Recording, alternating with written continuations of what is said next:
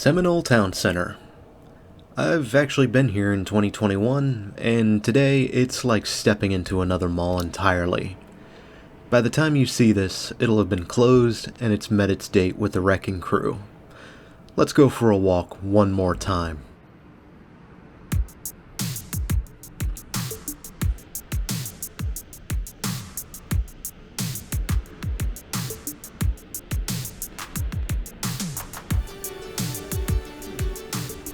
It's always a little surreal to think about how this mall was rather busy back in 21. Granted, it was the fourth quarter, and by then, most malls are able to keep up appearances. But I remember good occupancy, a busy food court, the whiny wench serving booze, and now, all of it's gone. How things change in just a few years, right? In fact, in a few moments, you'll get a short clip of how things were back in 21.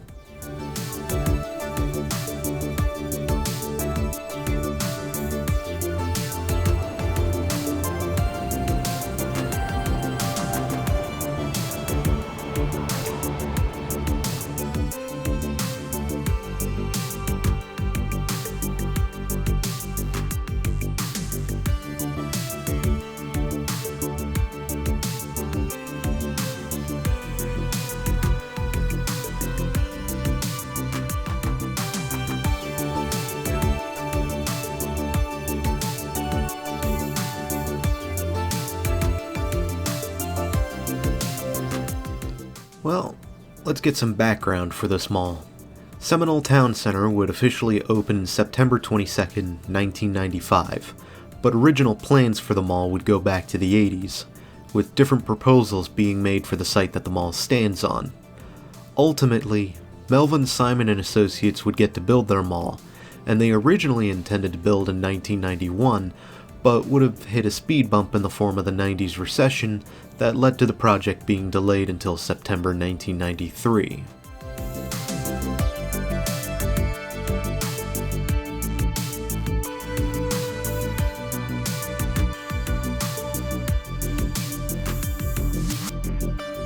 A star has no roots to hold it, no living, lonely entity to lose. To and fro it floats in the light of the sky like a water lily and fades on the blue flood of day.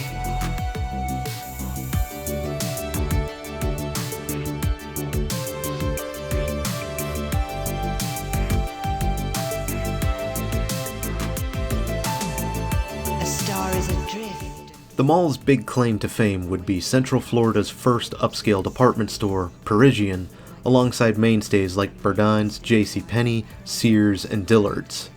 However, competition was heavy in the region, with the likes of Altamont Mall and later the Oviedo Mall, even the Volusia Mall and Lake Square Mall.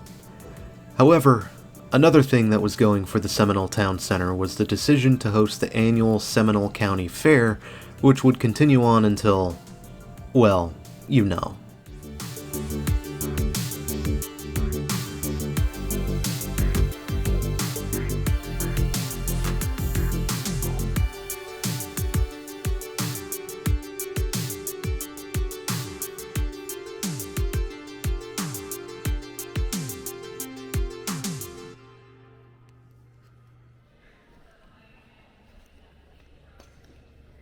Despite a near idyllic location off of Interstate 4, one of the busiest and the shortest interstates in the country, the mall would see problems in the form of the late 2000s recession. The mall made an attempt to cater to the more upscale market with stores like Tilly's, Hollister, and Zoomies, and things were also looking up in the form of H&M opening in 2009, one of the first of two H&M stores open in Florida.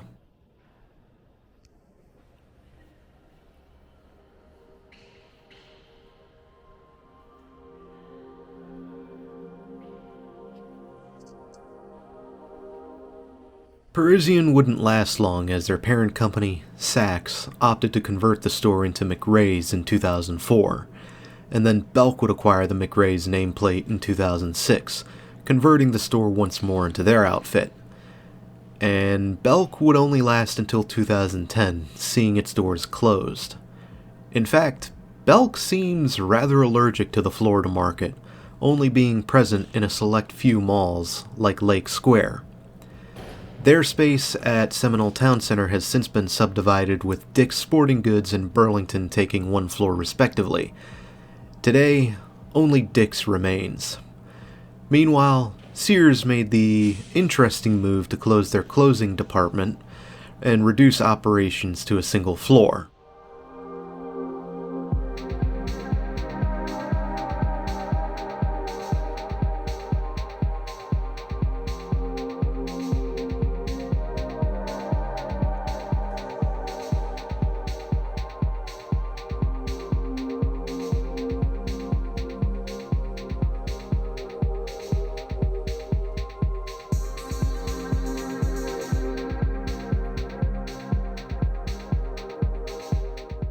Simon Property Group would spin off the Seminole Towne Center to Washington Prime Group at the end of May 2014.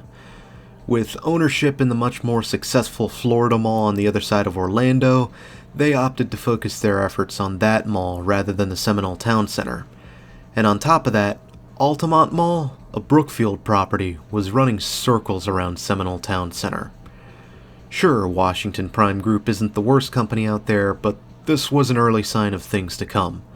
By 2014, the mall had 90% occupancy, but that number would slowly but surely start to decline.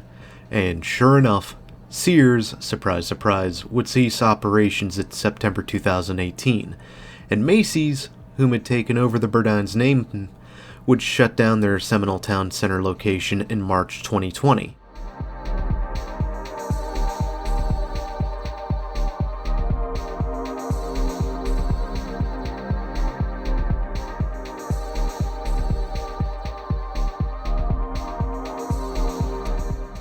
In March 2020, Washington Prime sold the mall for $52.3 million, and this mall would go to a joint venture between Kohan Retail and Fourth Dimension Properties.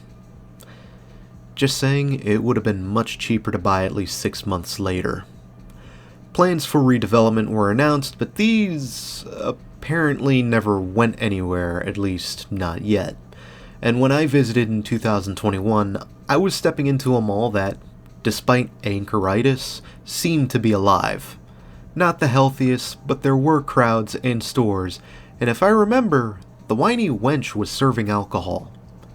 Seriously, not even alcohol could save this place? Oh well.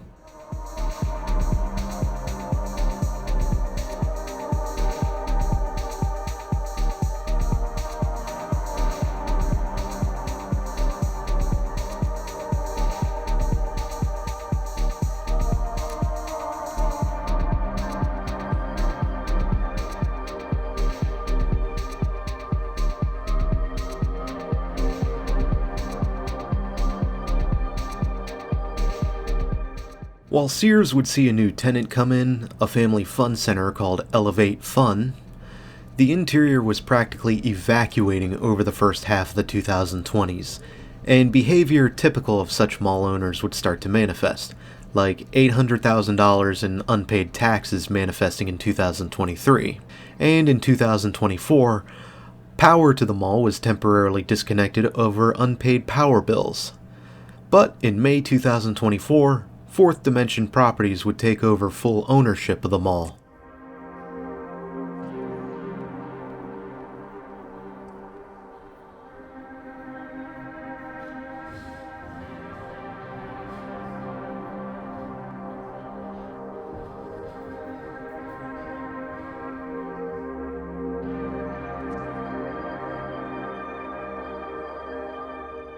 However, by this point, it was obvious that the mall was just about done, having lost to the likes of Altamont and even Oviedo Mall, and Fourth Dimension Properties announced that they were pulling the plug on the mall at the end of January 2005. And it seems I showed up just in time for one last look. Plans currently call for Gilbane Development to rebuild a mixed-use center, with Dillard's, JCPenney, and Dick's Sporting Goods remaining on site, at least for the time being. So yes, this place is well and truly dead, and it will be gone any day now, if it isn't already. Now, it wasn't the most exciting mall, and in fact, if this is the original color scheme, it's pretty apparent Simon had a hard-on for bleach even in the 90s. But I'm still gonna miss this place, even if the majority are glad to see it gone.